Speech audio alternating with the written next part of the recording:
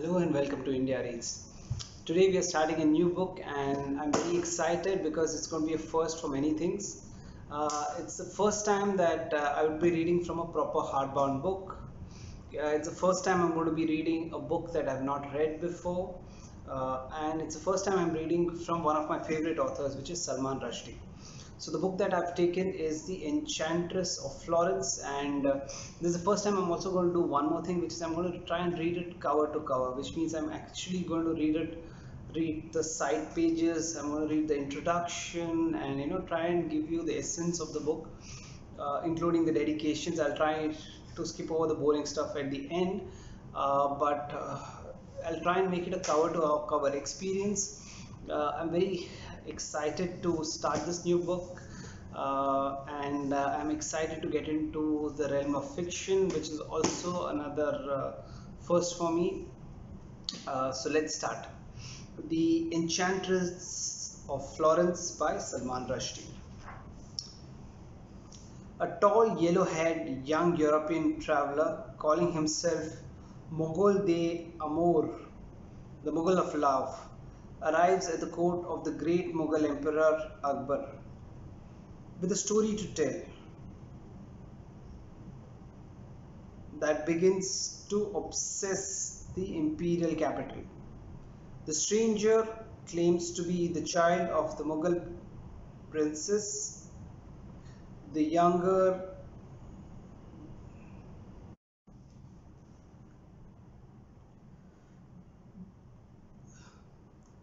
sister of Akbar's grandfather Babur, Kira Rukuz, Lady Black Eyes, a great beauty believed to possess powers of enchantment and sorcery, who is taken captive first by a Uzbek warlord and then by the Shah of Persia, and finally becomes the lover of a certain Argalia, a Florentine soldier of fortune, commander of the armies of the Ottoman Sultan.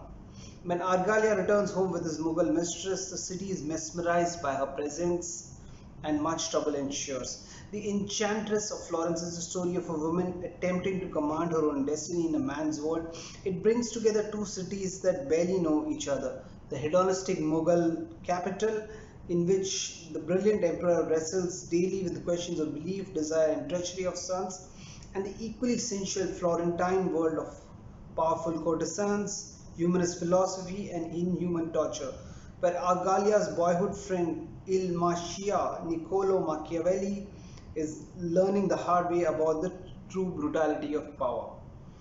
These two worlds, so far apart, turn to be uncannily alike, and the enchantments of the women hold sway over them both. But is Mogur's story true? And if so, then what happened to the lost princess? And if he is a liar, must he die? So this is the introduction on the cover, and let's start. The Enchantress of Florence. It's dedicated to Bill Beaufort. Her way of moving was no mortal thing, but of angelic form, and her speech rang higher than a mere human voice. A celestial spirit, a living sun, was what I saw. Francesco Petrarca. If there's a knower of tongues here, fetch him. There's a stranger in the city and has many things to say. Mirza Ghalib. So he's got two quotes to start the book with. Let's start chapter 1. In the day's last light, the glowing lake. In the day's last light, the glowing lake before the palace city looked like a sea of molten gold. A traveler coming this way at sunset, this traveler coming this way now along the lake shore road might believe himself to be approaching the throne of the monarch, so fabulously wealthy that he could allow a portion of his treasure to be poured into a giant hollow in the earth to dazzle and awe his guests. And as big as the lake of gold was, it must be only a drop drawn from the sea of the larger fortune. The traveler's imagination could not begin to grasp the size of that mother ocean. Nor were nor were there guards at the golden water's edge. Was the king so generous then that he allowed all his subjects and perhaps even strangers and visitors like the traveler himself without hindrance to draw upon the liquidy bounty from the lake? That would indeed be a prince among men, a veritable Prester John, whose lost kingdom of song and fable contained impossible wonders. Perhaps, the traveller surmised, the fountain of eternal youth lay within the city walls. Perhaps even the legendary doorway to the paradise on earth was somewhere closer at hand. But then the sun fell below the horizon, the gold sank beneath the water's surface and was lost. Mermaids and serpents would guard it until the return of daylight. Until then, the water itself would be the only treasure on offer, a gift the thirsty traveler gratefully accepted. The stranger rode in a bullock cart, but instead of being seated on the rough cushions therein, he stood up like a god, holding on to the tail of the cart's latticework wooden frame and one insouciant hand. A bullock cart ride was far from smooth, two-wheel cart tossing and jerking to the rhythm of the animal's hoofs and to the subject to the vagaries of the highway beneath its wheels. A standing man might easily fall and break his neck. Nevertheless, the traveller stood, looking carelessly and content. The driver had long given up shouting at him, at first asking the foreigner for a fool, first taking the foreigner for a fool. If he wanted to die on the road, let him do so, for no man in this country would be sorry. Quickly, however, the driver's scorn had given way to a grudging admiration. The man might indeed be foolish.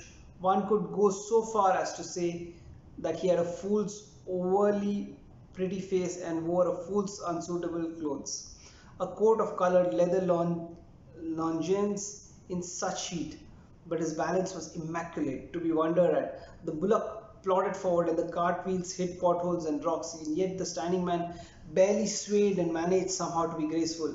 A graceful fool, the driver thought, or perhaps no fool at all, perhaps somebody to be reckoned with.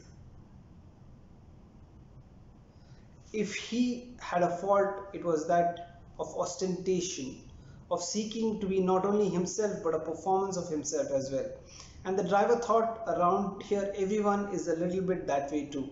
Or maybe this man is not foreign to us at all. When the passenger mentioned his thirst, the driver found him going to the water's edge to fetch the fellow a drink in a cup made of hollowed and varnished gold. Holding up holding it up for the stranger to take, for all the world as if he were an aristocrat worthy of service. You just stand here like a grandee and I jump and scurry at your bidding, the driver said, frowning. I don't know why I'm treating you so well. Who gave you the right to command me? What are you anyway, a nobleman? That's for sure, or you wouldn't be in this cart. And yet you have airs about you. You're some kind of a rogue. The other drank deeply from the gourd. The water ran from the edges of the mouth and hung on his shaven chin like a liquid beard. At length he handed back the empty gourd, gave a sigh of satisfaction and wiped his beard away. What am I? He said, as if speaking to himself, but using the driver's own language. I'm a man with a secret. That's what. A secret which only the emperor's ears may hear. The driver felt reassured. The man was fool after all. There was no need to treat him with respect. Keep your secret, he said. Secrets are for children and spies. The stranger got down from the cart outside the caravanserai, where all the journeys ended and began. He was surprisingly tall and carried a carpet bag. And for sorcerers, he told the driver of the bullock cart, and for lovers too, and kings. In the caravanserai, all was bustle and hum. The animals were cared for. Horses, camels, bullocks, asses, goats, while others untamable animals ran wild. Screechy mountains, dogs that were no man's pets, shrieking parrots exploded like green fireworks in the sky, blacksmiths were at work, and carpenters and in chandeliers on all four sides of the enormous square men planned their journeys, stocking up on groceries, candles, oils and ropes. Turbaned coolies in red shirts and dhotis ran ceaselessly hither and yon with bundles of improbable size and weight upon their heads. There was in general much loading and unloading of goods. Beds for the night were to be cheaply had there. Wooden frame rope heads covered with spiky horsehair, mattresses standing in military ranks upon the roofs of single-story buildings surrounding the enormous courtyard of the caravanserai. beds where a man might lie and look up at the heavens and imagine himself divine. Beyond to the west lay the murmuring camps of the emperor's regiments, lately returned from the wars. The army was not permitted to enter the zone of the palaces but had to stay here at the foot of the royal hill. An unemployed army recently home from battle was to be treated with caution. The stranger thought of ancient Rome. An emperor trusted no soldiers except his own praetorian guard. The traveler knew that the question of trust was one he would have to answer convincingly, for if he did not, he would quickly die. Not far from the caravanserai, a town studded with elephant tusks marked the way to the palace gate. All elephants belonged to the emperor, and by spiking a tower with their teeth, he was demonstrating his power. Beware, the tower said, you are entering the realm of the Elephant King, a sovereign so rich in pachyderms that he can waste the garnishers of 1,000 of the beasts just to decorate me. In the tower's display of might, the traveler recognized the same quality of flamboyance that burned upon his own forehead, like a flame or the mark of a devil. But the maker of this tower had transformed into strength that quality which in the traveler was often seen as weakness. Is power the only justification for an extrovert personality? The traveler asked himself and could not answer. But he found himself hoping that the beauty might be just another excuse. For he was certainly beautiful and knew that his looks had a power of their own. Beyond the Tower of the Teeth stood a great well, and above it a mass of incomprehensibly complex waterworks machinery that served the many cupold palace on the hills. Without water we are nothing, the traveler thought. Even an emperor denied water would swiftly turn into dust. Water is a real monarch, and we are all its slaves. Once at home in Florence, he had met a man who could make water disappear. The conjurer filled the jug to the brim, muttered magic words, and turned the jug over. And instead of liquid, fabric spilled forth, a torrent of colored silken scarves. It was a trick, of course. And before that day was done, he, the traveler, had coaxed the fellow's secret out of him and had hidden it among his own mysteries. He was a man of many secrets, but only one was fit for a king. The road to the city wall rose quickly up the hillside, and as he rose with it, he saw the size of the place at which he had arrived. Plainly, it was one of the grand cities of the world, larger, it seemed to the eye, than Florence, than Venice, than Rome, larger than any town the traveler had seen. He had visited London once. It was a lesser metropole than this. As the light faded, the city seemed to grow. Tense neighborhoods huddled outside the walls. The muezzins called from their minarets, and in the distance he could see the lights of the larger estates. Fires began to burn in twilight like warnings. From the black bowl of the city came the answering fires of the stars. As if earth and the heavens were armies preparing for battle, he thought, as if their encampments lie quiet at night and await the war of the day to come. And in all these warrens of streets and in all those houses of the mighty, beyond on the plains, there was not one man who had heard his name, not one who would readily believe the tale he had to tell. Yet he had to tell it. He had crossed the world to do so, and he would. He walked with long strides and attracted many curious glances on account of his yellow hair as well as his height.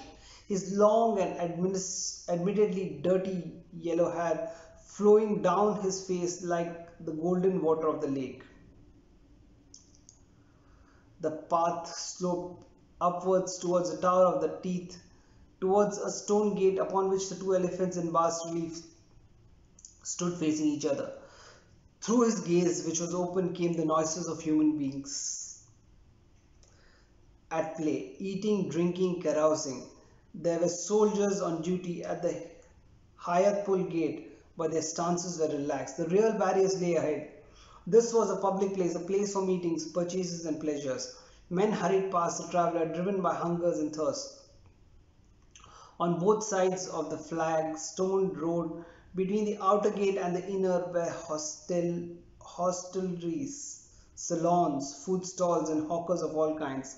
Here was the eternal business of buying and being bought. Cloths, utensils, baubles, weapons, rum, The main market lay beyond the city's lesser southern gate. City dwellers shopped here and avoided the place, for which was for ignorant newcomers who did not know the real price of things. This was the swindler's market, the thieves' market, raucous, overpriced, contemptible. But tired travelers, not knowing the plan of the city and reluctant in any case to walk all over the outer walls to the larger, fairer bazaar, had little option but to deal with the merchants by the elephant gate. Their needs were urgent and simple. Live chickens, noisy with fear, hung upside down, fluttering their feet tied together, awaiting the pot. For vegetarians, there were other more silent cooked pots. Vegetables did not scream. And and were those women's voices the traveler could hear on the wind, ululating, teasing, enticing, laughing at that unseen men. Were those women he scented upon the evening breeze? It was too late to go looking for the emperor tonight, in any case. The traveler had money in his pocket and had made a long roundabout journey. This was his way to move about towards his goal indirectly, with many detours and deviations. Since landing at Surat, he had travelled all the way of Burhanpur, Handia, Sirinoj, Narwar, Gwalior, and Dholpur to Agra, and from Agra to the new capital. Now he wanted the most comfortable bed that could be had, and a woman, preferably one without a moustache, and finally a quantity of the oblivion, the escape from self, that can never be found in a woman's arms, but in a good strong drink. Later, when his desires had been satisfied, he slept in an odorous borehouse, snoring lustily next to an insomniac tart, and dreamed. He could dream in 7 languages: Italian, Spanish, Arabic, Persian, Russian, English, and Portuguese. He had picked up languages the way most sailors picked up diseases. Language were his gonorrhea, his syphilis, his scurvy, his ague, his plague. As soon as he fell asleep, half the world started babbling in his brain, telling wondrous travelers' tales. In this half-discovered world, every day brought news of fresh enchantments. The visionary, revelationary dream poetry of the Quitido quotidian had not been crushed by blinkered prosy fact. Himself a teller of tales, he had been driven out of his door by stories of wonder, and one in particular, a story which could make his fortune or else cost him his life. So with this we've come to the end of chapter 1. Let's go to chapter 2. Aboard the Scottish milord's pirate ship. We'll try and read for about at least 20-25 minutes. Aboard the Scottish milord's pirate ship Scatch, named for the fabled warrior goddess of Skye, a vessel whose crew had for many years been happily robbing, plundering up and down the Spanish main, but which was presently bound for India on the business of the state. The languid Florentine stowaway had avoided being thrown summarily into the White River of the southern Africa by pulling a living water snake out of the boat's swain's startled ear and tossing it aboard instead. He had been found under the bunk in the ship's forecastle 7 days after the vessel rounded Cape Agulhas at the foot of the African continent, wearing mustard-colored doublet and hose, and wrapped up in a long patchwork cloak made up of bright harlequin longines of leather, cradling a small carpet-bag and sleeping soundly with many loud snores, making no effort to hide. He seemed perfectly ready to be discovered and dazzling confident of his powers of charm, persuasion, and enchantment. They had, after all, brought him a long way ahead. Indeed, he turned out to be quite the conjurer. He transformed gold coins into smoke and yellow smoke back into gold. A jug of fresh water, flipped upside down, released a flood of silken scarves. He multiplied fishes and loaves with a couple of passes of his elegant hand, which was blasphemous, of course, but the hungry sailors easily forgave him. Crossing themselves hastily to insure themselves against the possible wrath of Jesus Christ, regarding the usurpation of his position by the latter-day miracle worker. They gobbled up unexpectedly lavish, if theologically unsound lunch, which is him, the replacement of Jesus Christ. Here the Scottish milord himself, Lord Louis Hauksbank, Lord Hauksbank of that ilk, which was to say, according to the Scottish fashion, Hauksbank of Hauksbank, a noble not to be confused with the lesser, more ignoble Hauksbanks from inferior places, was speedily charmed by the harlequin interloper speedily charmed when the harlequin interloper was brought to his cabin for judgment. At the time, the young rogue was calling himself Ucello de Firenze, enchanter and scholar at your service, he said in perfect English, with a low, sweeping bow of almost aristocratic skill. And Lord Hauksbank smiled and sniffed his perfumed kerchief. Which I might be believed, wizard, he replied, if I did not know of the painter Paolo of the same name of place, who created in your townships Dumo a Trompe Leol fresco in honor of my ancestor Sir John Hauksbank, known as Giovanni Milano, soldier of fortune, erstwhile general of Florence, victor of the battle of Polpeto, and if that painter had not unfortunately been dead these many years. The young rogue made a cheeky chucking noise of dissent with his tongue. Obviously, I am not the diseased artist, he stated, striking an attitude. I have chosen this pseudomino di Viaggio because in my language it is a word we have for bird, and birds are the greatest travelers of all. Here he plucked a hooded falcon from his breast, a falconer's glove from the empty air, and handed both to the astounded lad. A hawk for the Hauksbank lord, he said with perfect formality, and then once Lord Hauksbank had the glove on his hand, the bird upon it, he Ucello snapped his fingers like a woman withdrawing her love, whereupon to the Scottish milord's considerable discomfiture, they both vanished, the gloved bird and the birded glove. Also, continued the magician, returning to the matter of his name, because in my city this veil of word, this hidden bird is a delicately euphemistic term for the organ of the male sex, and I take pride in that which I possess but do not have the ill grace to display. Ha ha! Cried Lord Hauksbank of the ilk, recovering his poise with admirable celerity.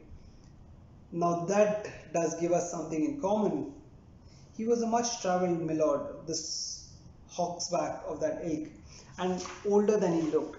His eye was bright and skin was clear, but he had not seen his 40th year for 7 years or more. His swordsmanship was a byword, and he was as strong as a wild bull. And he had journeyed by the raft to the source of the Yellow River, in the Karku Lake, where he ate braised tiger penis from a yellow bowl, and he had hunted the white rhinoceros of the Gorongoro crater and climbed all the 284 peaks of the Scottish Munros, from Ben Nevis to the inaccessible pinnacle at the Sigurd Dieg on the island of Skye, home to the inaccessible pinnacle, home of the Scats the Terrible. Long ago in Castle Hauksbank, he had quarrelled with his wife, a tiny barking woman with curly red hair and a jaw like a Dutch nutcracker, and he had left her in the highlands to farm black sheep and gone to seek his fortune, like his ancestor before him, and captained a ship in the service of the Drake, where they pirated the gold of the Americas from the Spanish in the Caribbean Sea. His reward from a grateful queen had been this embassy upon which he presently embarked. He was to go to Hindoostan, where he was at liberty to gather and keep any fortune he might be able to find, whether in gemstones, opium, or gold, as long as he bore a personal letter from Gloriana to the king and fetch home the Mughals' reply. In Italy, we say Mugor, the young prestidicator, told him. the unpronounceable tongues of the land itself. Lord Hauksbank explained. Who knows how the word could be twisted, knotted, and turned? The, a book sealed their friendship, a can, canzonier of Petharek, an edition of which lay, as always, by the Scottish milord's elbow on the little Pietra da Dara table cup. Ah, mighty Petreka! Ucello cried. Now there is a true magician, and striking a Roman senator's oratical pose, he began to claim. Okay, I'm going to leave this because it's, I guess, in Italian. Whereupon Lord Hawksback took up the sonnet's thread in English. Now the translation. And blessed be the first sweet suffering that I felt in being conjoined with love. And how, okay, we're done. And how, okay, let's do it again.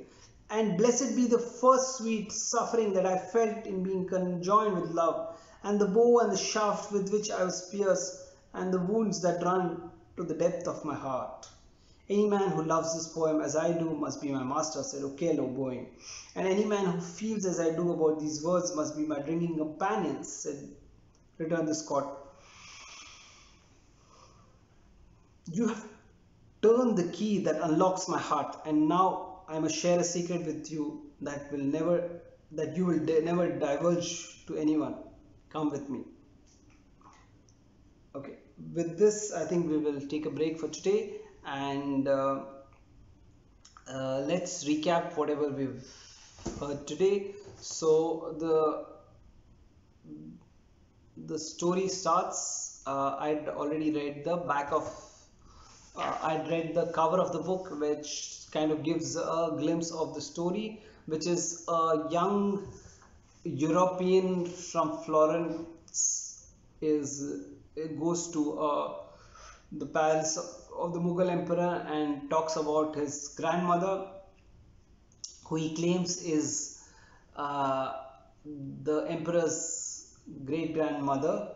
Yeah, and this is a story that he wants to tell to the Emperor, and he's taking a huge risk because either he's going to win over the Emperor or he's going to get killed. Either which ways, it's not going to be easy.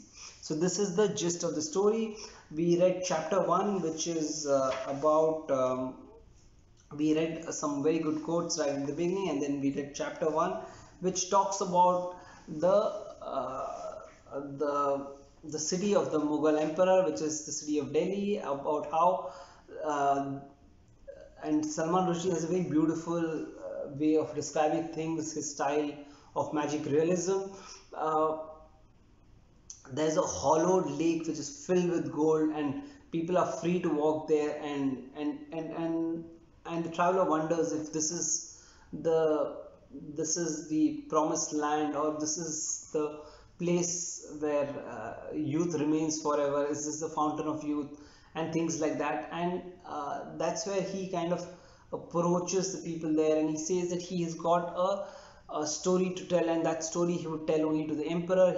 How is he entering the city? He's entering the city in a bullock cart carriage, and the guy who's running the bullock cart carriage is surprised as to how the traveler is dressed in such a hot country. He's dressed in full pants, in European pants, which he must be burning inside, and how confidently he's sitting. So he first thinks that this guy is a fool to be dressed the way he's dressed, and to be standing and balancing himself in a bullock cart. And then he realizes that the guy is experienced, and therefore he might not be a fool. Then the guy starts talking and says that I have a secret which I can tell only to the emperor, and the bullock cart guy is convinced that here is a fool. Anyway, he drops him at the edge of the city, and the guy goes in. The second chapter which we started reading is about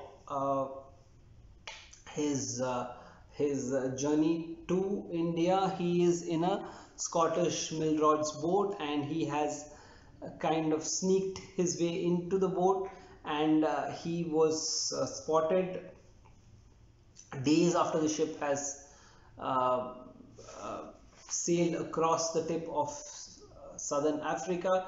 So there is very little that the people there can do. They cannot throw him away, and he is a charming storyteller, and so is able to charm everybody there. He's able to win over the Scottish milord, and yeah, that's about it. That kind of captures the gist of whatever we have read. It's a good start, and like I said, Salman Rushdie has this very unique style of storytelling. It's magic realism. You don't know what worlds he will take you and bring you back in a sentence this way or that. So yeah, so that's the end of today's reading. I hope you enjoy the experience. I know that I'm going to enjoy because I'm going to discover the story for the first time, and I hope that both of us can enjoy the process together. If you have any comments, suggestions, do drop in the comment section. Till I see you in the next reading, do take care. Goodbye and good night.